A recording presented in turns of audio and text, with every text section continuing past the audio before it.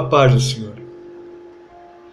Amados, eu quero compartilhar mais uma vez uma palavra de Deus para a sua vida e para a minha vida.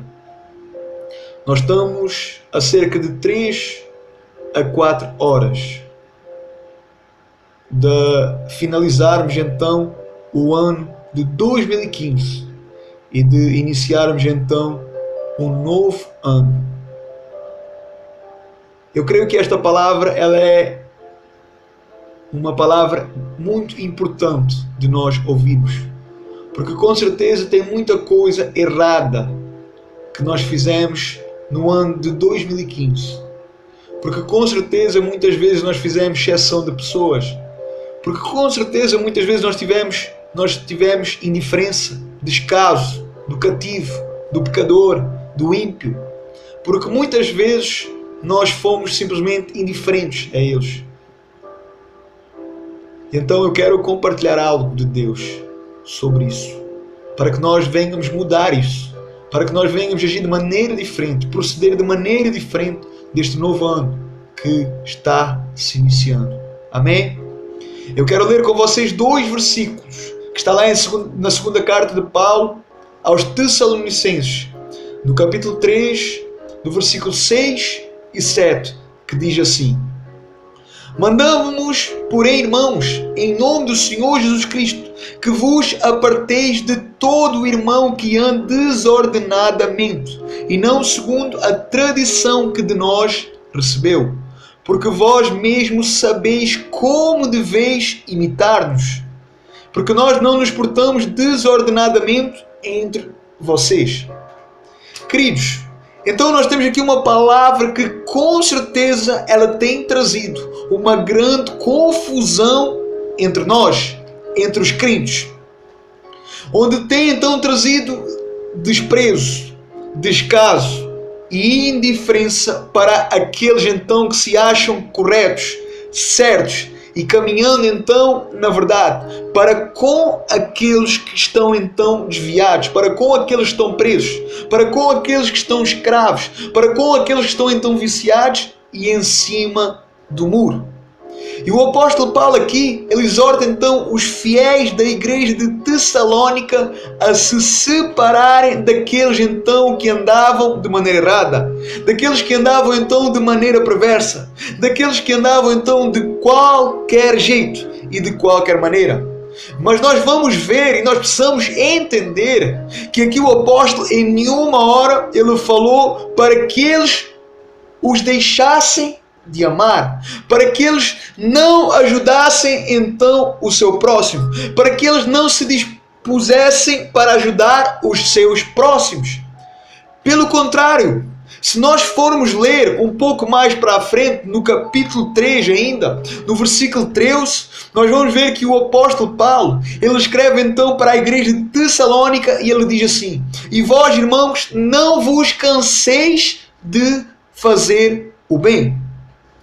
Então aqui o apóstolo, no capítulo 3, do versículo 6 e 7 que nós lemos no início, o separar então aqui significa que eles não podiam viver na mesma forma que os outros, que eles não podiam ter então a mesma atitude que os outros estavam tendo, que eles não podiam então agir na mesma maneira que os outros estavam então agindo, mas para que então eles perseverassem firmes e fiéis à palavra que de Paulo receberam, para que então eles permanecessem na verdade, para que então eles permanecessem na sã doutrina, para que então eles permanecessem e fossem então irrepreensíveis no andar, no caminhar, na fé, no seu testemunho. Então o apóstolo Paulo, nesta carta, ele dá então a entender que todos aqueles homens ouviram o Evangelho, mas que alguns não tinham compromisso com o Evangelho, que alguns não tinham compromisso então com a verdade, que alguns então não eram fiéis à palavra que de Paulo receberam. E por isso então o apóstolo Paulo, ele escreve alertando para a igreja que eles tinham recebido a doutrina, que eles tinham então recebido a palavra. Por isso então eles precisavam vigiar para não serem influenciados por aqueles que continuavam em cima do muro. Em nenhuma hora nós vamos ver o apóstolo Paulo dizendo então para eles não amarem. Em nenhuma hora nós vamos ver o apóstolo Paulo dizendo para eles não amarem ou para fazerem então descaso, para serem então indiferentes. Pelo contrário, eles deveriam era continuar firmes no propósito e também influenciar aqueles que ainda viviam e agiam então sem temor e sem reverência, ou seja, sem compromisso. Presta atenção. Se eu desprezar o meu irmão só porque ele está cego, eu estou então condenando os ensinamentos de Jesus. Eu estarei então indo contra a própria palavra. Eu estarei indo contra o próprio Evangelho. Porque o Evangelho, ele foi proclamado para salvação e não para condenar. Nós precisamos entender que a condenação ela é simplesmente consequência da rejeição da fé, da rejeição da palavra, da rejeição do Evangelho, da rejeição do sacrifício de Cristo, porque ele veio então para que o homem não fosse condenado, mas fosse então salvo. Então a condenação ela é consequência da pessoa rejeitar, ela escolher então sacrificar, ela escolher então rejeitar, negligenciar e cuspir na cara de Cristo. Nós precisamos entender que a igreja ela é chamada para abraçar e não para condenar o pecador. A igreja ela é chamada, a igreja ela tem que abraçar o perdido. Ela tem que receber o perdido. Ela tem que amar o perdido. Ela não pode desistir do perdido. A igreja então, hoje está viva para influenciar e nunca para ser influenciada e contaminada.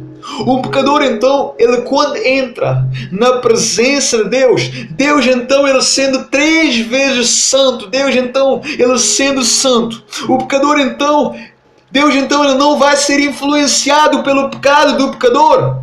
Deus ele não será contaminado pelo pecado do pecador. Pelo contrário, o pecador ele vai ser limpo. Ele vai ser limpo, ele vai ser purificado, ele vai então ser santificado.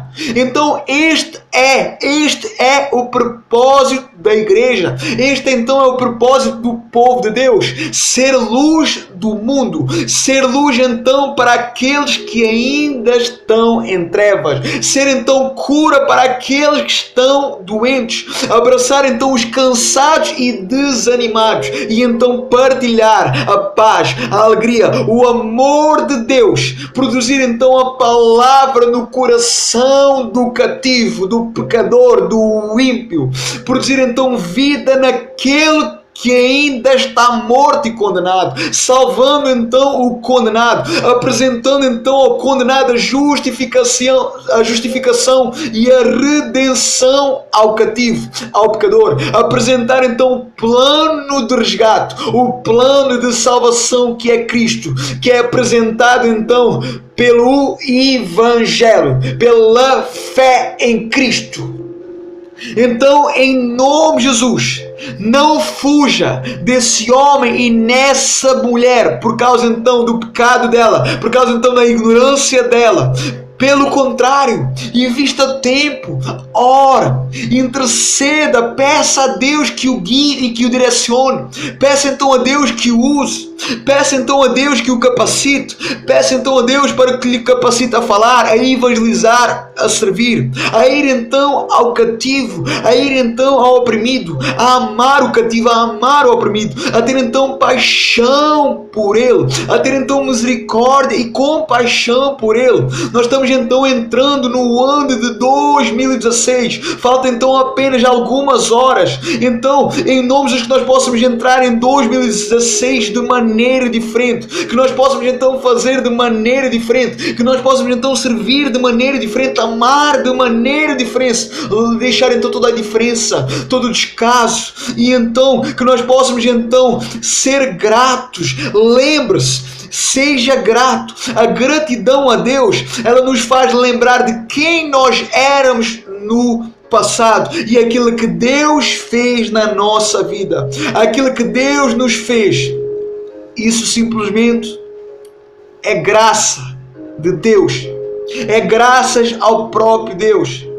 Então isso nos fará amar o perdido, isso nos fará então amar o cativo, isso nos fará então apresentar o Evangelho ao cativo, ao perdido, ao pecador. Isso nos fará então amar o pecador, isso nos fará então amar o perdido, isso nos fará então ir até eles, lutar pela vida deles, lutar pela alma deles, interceder pela vida e pela alma, pela eternidade deles. Porque nós estaremos então dando continuidade à palavra que nós recebemos. E então nós estaremos a dar continuidade à palavra e ao verdadeiro propósito de Deus, que é alcançar vidas, que é salvar vidas, que é libertar os oprimidos e fazer então o seu reino avançar. Amém? Que o Espírito Santo ele possa falar a cada coração e que nós possamos mudar e agir de maneira diferente neste novo ano. Em nome de Jesus. Que o Senhor abençoe cada vida poderosamente e ricamente. Em nome de Jesus. Que esta palavra ela produza mudança e transformação, obras novas, ações novas. Que o reino de Deus venha queimar no seu coração. Em nome de Jesus. Amém.